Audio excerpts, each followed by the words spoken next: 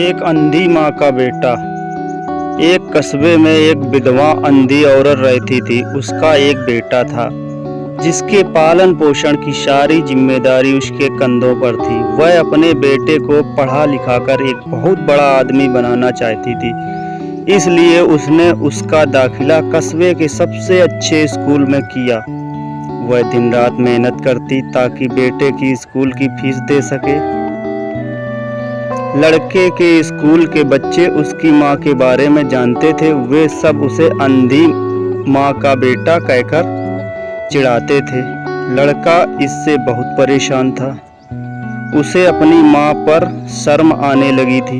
वह उसके साथ कहीं भी आने जाने से कतराने लगा था। जब लड़का बड़ा हुआ तो उसकी शहर में अच्छी नौकरी लग गई। उसने अपनी माँ से वादा किया कि शहर में मकान लेकर वह उसे लेने आएगा, लेकिन वह शहर गया तो फिर लौटकर वापस नहीं आया।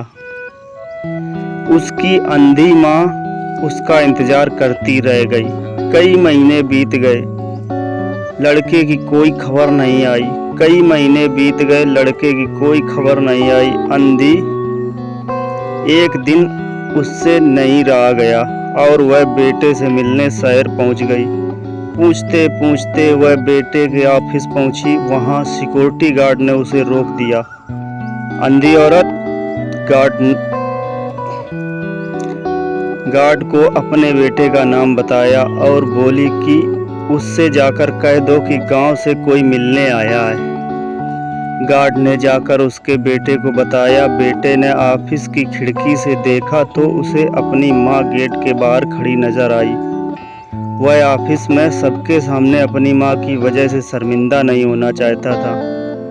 उसने कहला दिया कि वह ऑफिस में नहीं है। अंधी औरत वहां से चली गई। शाम को वह लड़का ऑफिस से घर जाने के लिए निकला। रास्ते में एक जगह काफी भीड़ जमा थी। वह अपनी गाड़ी रोककर भीड़ के पास पहुंचा और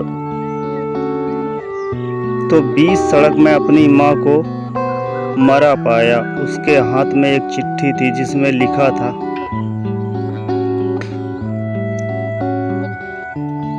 बेटा बड़े दिन हो गए थे, तेरी कोई खबर नहीं आई। चिंता हो रही थी इसलिए तुझसे मिलने चली आई। तू तो अब बड़ा आदमी बन गया है। तुझसे मिलना अब शायद मुझ गरीब की किस्मत में नहीं है, लेकिन मैं बहुत खुश हूँ तेरे लिए। तूने अपना ही नहीं मेरा सपना भी पूरा किया। मलाल केवल इस बात का है, तेरी तरक्की देख न सकी। काश बचपन में तेरी आंखों में सरिया न घुसा होता और मुझे तुम्हें अपनी आंखें न देनी पड़ी होती, तो तेरी तरक्की अपनी आंखों से देखकर सुकून से मरती। तेरी अंधी माँ। पढ़कर लड़का फूट फूट कर रोने लगा। जिस अंधी माँ पर उसे शर्म आती थी, उसने उसके लिए कितना बड़ा बलिदान किया था। वह आत्मग्लानि से भर उठा और जिंदगी भर खुद को माफ नहीं कर पाया। दोस्तों, माता पिता अपने बच्चों के लिए अपना सर्वस्व न्यौछावर कर देते हैं। उनका हमेशा सम्मान करना चाहिए। धन्यवाद।